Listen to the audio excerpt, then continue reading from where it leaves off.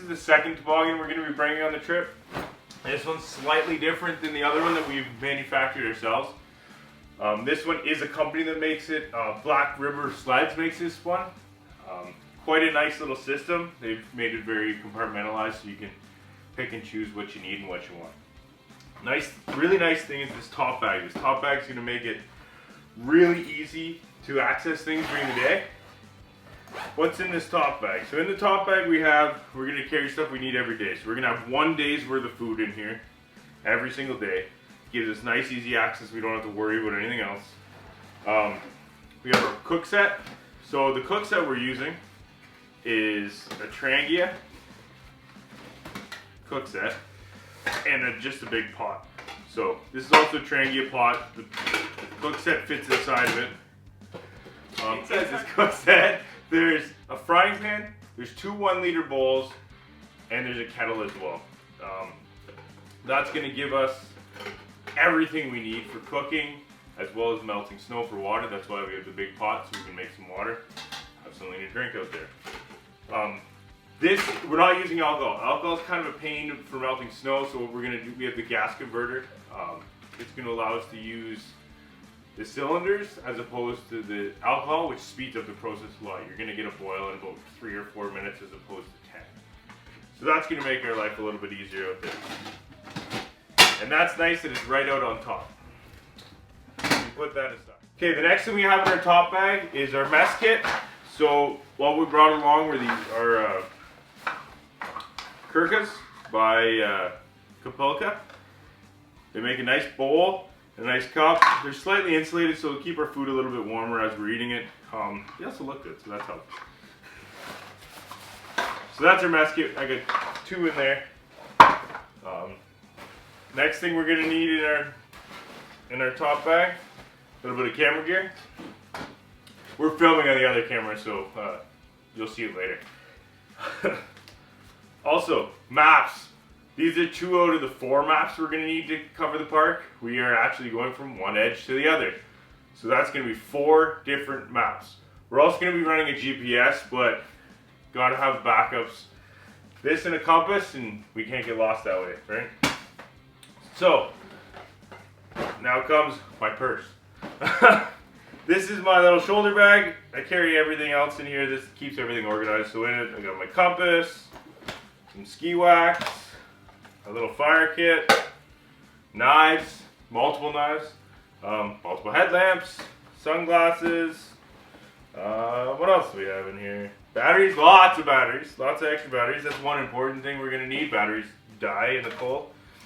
Another knife. Yeah, so this is basically our kind of everything junk cupboard. Junk drawer in your kitchen. This will be our junk drawer for the trip. So that's everything we kind of need on there. Also, what we're going to be needing, especially in that deep, heavy snow, we're going to need gaiters. So we each have a nice set of gaiters. Keeps the snow out of your boots. Also kind of keeps the bottom of your legs a little bit warmer, which is nice. So we're going to be using those as well. That's pretty much all we're going to have in the top bag, except for the food I spoke about earlier. That's the top bag. So once we get that out of the way, we get into the meat of the bag. So we undo this big canvas bag and 2 nice duffel bags. That's why sometimes purchasing a sled is a little bit nicer than making it yourself. They've thought these things through. So you've got 2 nice duffel bags that are already set up. It also gives you some ideas to make your own stuff. So this bag's going to be full of clothing. This bag's going to be full of food. So let's talk about food first. So what do you bring for 14 days? Really, you got to be concerned about weight. Will it keep? I mean, it's winter, so it's not a big deal. Everything keeps. You can just freeze stuff. But that's going to be really heavy if you're carrying all that water. So what we decided to do is we decided to bring Happy Yak. Really happy with them. They're a company out of Quebec. Make a really, really good food. We sell it at the Outland Supply Company because I like it. I've taken it on trips. It's really good food. I can eat it for 14 days straight, and I know I'm not going to have issues. It's delicious. So what I've done is made 1-day meals in these vacuum sealed packs. So this is breakfast, lunch, and dinner all in one little vacuum pack. This we can throw in the top bag every single day. Just pick one out of the pile, throw one in the top bag, away you go. We've got all our food. So we have 14 days of that. And then, in case we get stuck out there a little bit longer, we have some noodle soup and a big bag of protein bars. So that'll probably buy us a couple more days before Megan starts eating my legs. There you go. Bunch of food, not really that exciting, but kind of an important part of the journey. Next, we have clothing.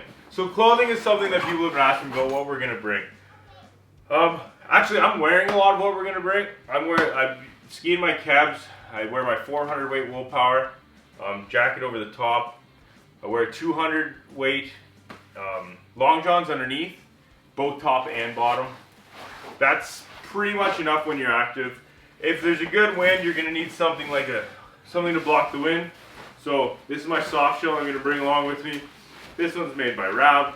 Nice little soft shell, really well breathable, little bit waterproof, but keeps that wind out. It's gonna be a nice little warmth, keep a little bit more warmth in me so we don't have that penetrating through the wool, the wind.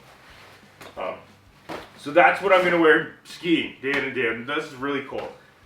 If it gets really cold, got an actual pair of snow pants here. These ones I've had forever. Just a pair of snow pants. Great snow pants. They'll be there for a little bit extra warmth on top of these pants if I need it. And then, inside here I have 3 pairs of long johns, 4 pairs of socks. And that's pretty much it. Oh, and 4 pairs of underwear. Kind of important. Change those once in a while. So, that's it. That's all we're bringing. It doesn't really sound like, oh, sorry, that's not. I was wrong. Also, I have a down jacket. Down jacket for around camp. This one is a Rab. It's seen better days. It's starting to get pretty beat up. Campfire and down jackets don't get along, as you can see the down kind of floating around.